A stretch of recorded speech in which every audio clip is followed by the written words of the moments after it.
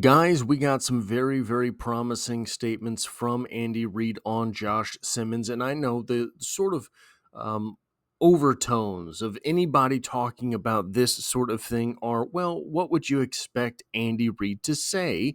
Of course, he's going to say these things. Uh, Josh Simmons was his number one draft pick, but here's the thing. He doesn't have to say these things. He does not have to talk about Josh Simmons' health in this way at all. He does not have to set high expectations. In fact, if he were playing the media game, he would be saying that Josh Simmons is right on pace. That is not what Andy Reid is saying. Andy Reid is saying that Josh Simmons appears to be ahead of pace for recovery. So a little bit to set the table here of why I think that this is an interesting discussion at this point. So a couple days ago, I released a video on Josh Simmons, and I talked about how all of the articles that talk about Josh Simmons are couching everything they say with this idea that, yeah, well, he's hurt. Maybe he'll never play an NFL down. Yeah, well, he's hurt. He's probably not going to contribute this season. Yeah, well, he's hurt. There's very little chance that he starts the season healthy. Guys, that's not what it is that we're getting. And as a fan, right? One thing that on this side of being a creator, I get to see firsthand because it's something that, what's the old phrase, ontogeny recapitulates phylogeny. I am interested in something. I make a video about something, and sometimes those videos take off a little bit, and I am privy to a little bit of that, what it is that interests you guys as well, right? So Josh Simmons is the number one pick for the Kansas City Chiefs, or maybe it's Felix Anudike-Uzomah that's the number one pick for the Kansas City Chiefs, or maybe it is George Karlaftis, who is the first-round pick for the Kansas City Chiefs. I will make those videos. First-round pick for the Kansas City Chiefs, right? This is a Kansas City Chiefs channel. They don't do particularly well. That's fine. Hey, not everybody wants to watch a video about an offensive tackle or a defensive end. But there will be, somewhere in the draft, some player, a fifth-round pick, a third-round linebacker, Leo Chenal. I'll make that video, and it will get traction, and I'll know right there, okay, well, this player is popular. Or, I think, and perhaps I'm wrong, I'm basically the only guy on YouTube in the Chiefs corner of things that does basically all of the UDFA. I will make a video for basically each of the UDFA if I think there's a chance that that guy makes the team. Those videos, individual UDFA players, will sometimes triple, quadruple, quintuple the views of a first-round pick for the Kansas City Chiefs. So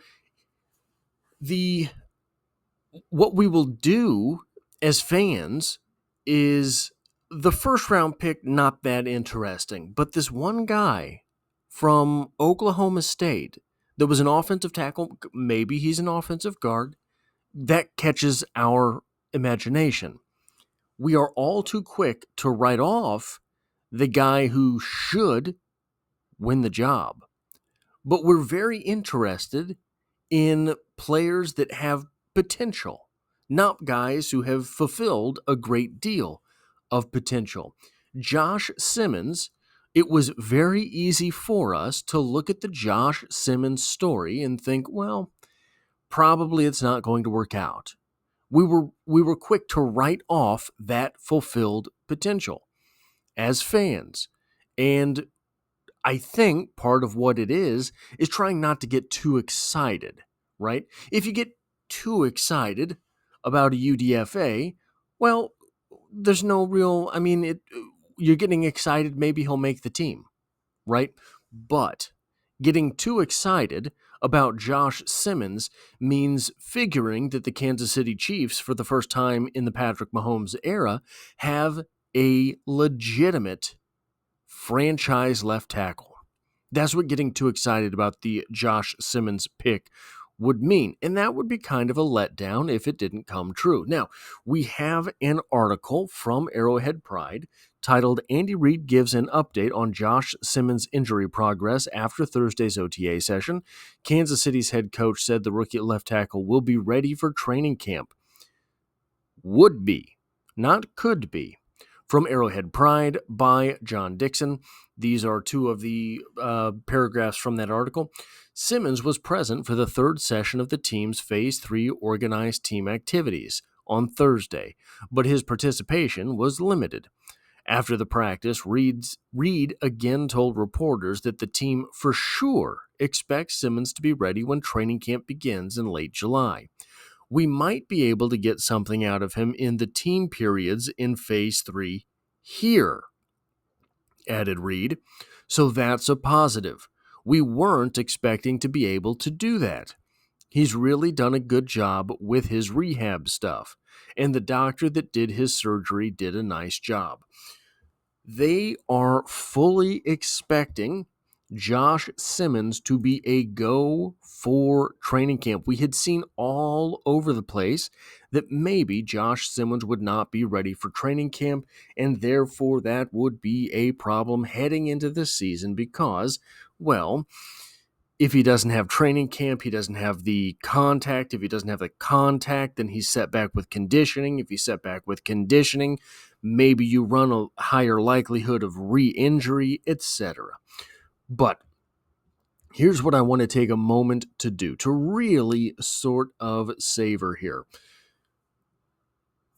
All of the couching of the opinions around Josh Simmons have taken away from our ability to revel in what the potential really is at the high end for Josh Simmons. So I didn't clip any of the weaknesses.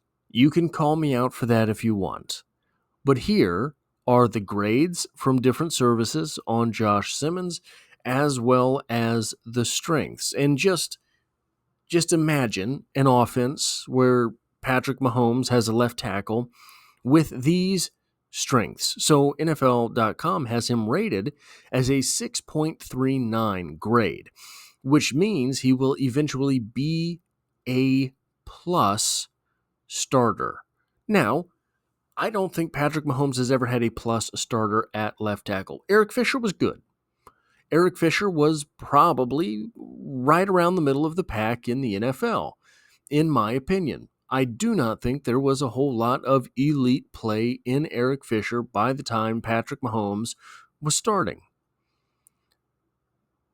Eric Fisher went to the Super Bowl, right? So players worse than Eric Fisher, left tackles worse than Eric Fisher have gone to the Super Bowl. Strengths. Very smooth getting out of his stance and into space. That's something we did not see from Kingsley Suamataia last season. Rapid-fire foot quickness gives him the ability to capture cut-off positioning. We haven't seen that from a left tackle in Kansas City in quite some time. Josh Simmons, from what that says to me, not going to struggle against speed rushers. Gives good effort to sustain and finish blocks with his feet, operates with adequate timing to land first hands in pass protection, gathers rushers outside shoulder with firm outside hand, possesses good feel for pocket depth. That's a little tricky with Patrick Mahomes because he likes to wander as if he is playing Madden. But he's done that less in the past few seasons. Has the range to impact the screen game out wide. Yes, he does. Yes, Andy Reid loves to run the screen. Draft Buzz had him ranked as the 14th overall player. How often does Kansas City get to draft the 14th best player in the draft? The 4th offensive tackle and a mid-first round grade. Exceptional lateral mobility allows him to mirror speed rushers and execute backside cutoff blocks with rare fluidity for a man his size. Yeah, that's another thing. What do I have it listed here anywhere? I think I have somebody with it. It's easy to forget. He's 6'5" and over 300 pounds. He is he's a fairly good-sized offensive tackle. Devastating power punch combined with independent hand usage consistently lands first meaningful contact while showing variety in strike patterns. Elite foot speed and kick slide technique lets him consistently beat rushers to the spot, rarely getting beat around the corner. Displays outstanding spatial awareness when working combo blocks and picking up stunts, showing natural chemistry with his guard. Explosive first step and closing burst brings serious juice, natural knee bend, position versatility. All of these things are top of the line skills. PFF.